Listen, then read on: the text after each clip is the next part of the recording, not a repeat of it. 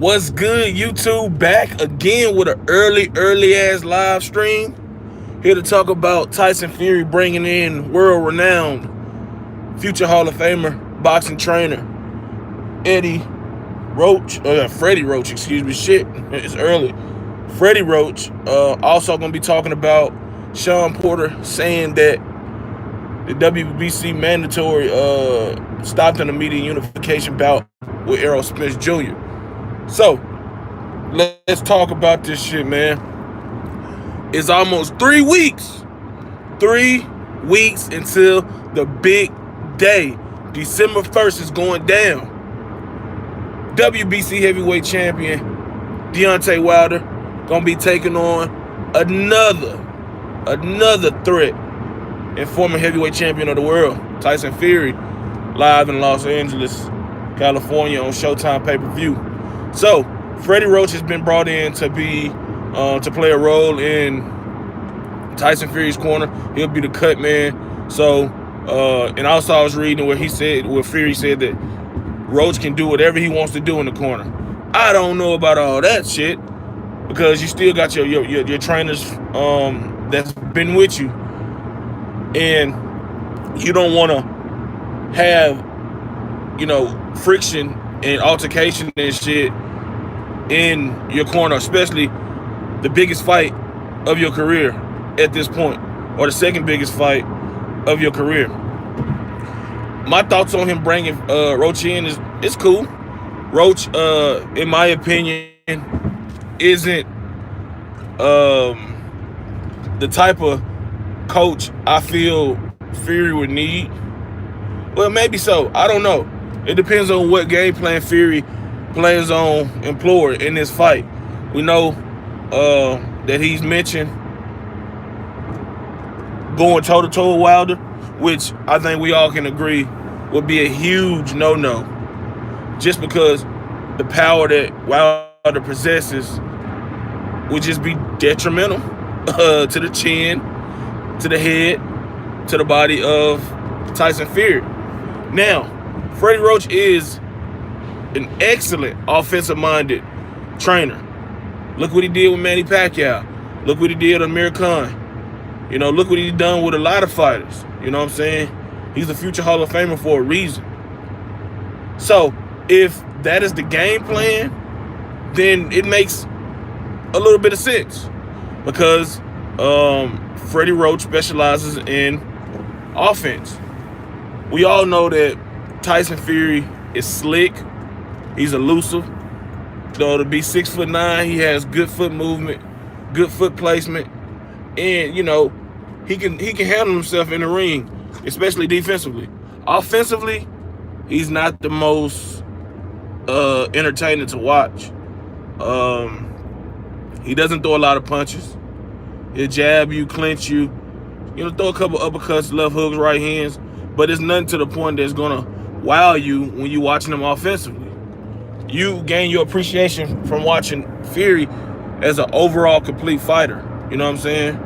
Or damn near close to it.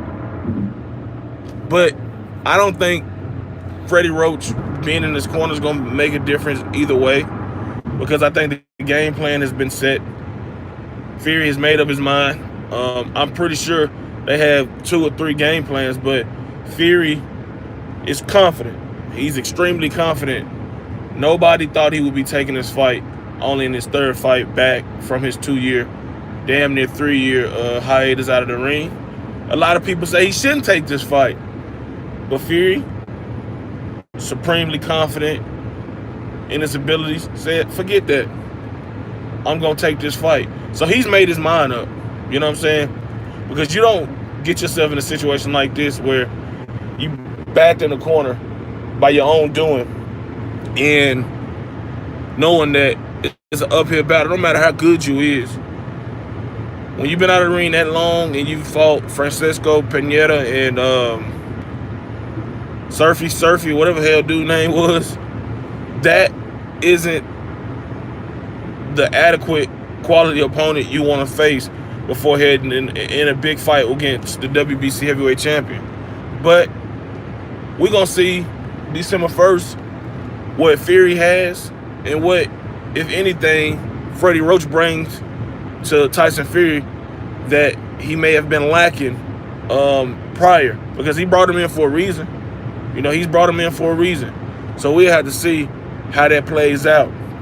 Now let's talk about WBC welterweight champion Shawn Porter stating that the WBC mandatory is what stopped an immediate Spence fight.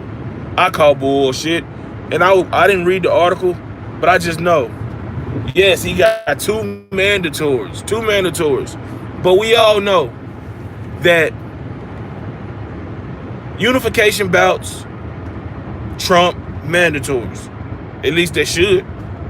And while I respect the hell out of Yordenis Ugas, man, if Porter really wanted that fight with Spence, we'd be talking about Porter versus Spence instead of Porter versus Ugas and Spence versus Garcia. That's just what it is. You know what I'm saying? Let's call it what it is, man. These motherfuckers wanted to build it up a little bit more. You see when Errol Spence fighting Mikey, he fighting him in Dallas at the Cowboy Stadium, or Arlington, not far from Dallas. He a Texas boy. You know what I'm saying? This will be his third title defense, second straight one in the state of Texas. So he definitely wants to keep building that fan base, and that's 100,000 seats. He gonna pack that bitch out. Shawn Porter, he didn't want to fucking lose his WBC title in his first fight. So of course he ain't gonna fight Spence. He want to at least say I made one title defense, because it's likely he would lose to Errol Spence Jr. I'm not saying he can't beat him, but his style bodes well for Errol Spence. He's a come forward fighter. Errol Spence won't have to seek him that much, you know? But you know how this shit is, man. These motherfuckers gonna say all kind of shit. These motherfuckers need to think before they speak, you know? I know it's a business.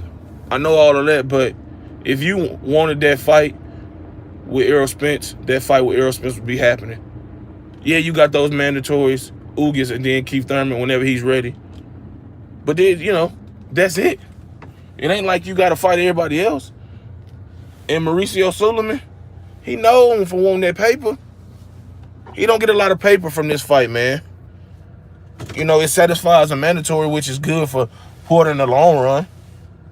But after this, obviously, if Keith Thurman wins his fight, that is the fight that's going to happen next in a unification bout for that WBA and WBC title and a rematch between them two. And then hopefully, later next year, in the fall, winter, we'll see the winner of Porter versus Thurman, you know, fight Spence.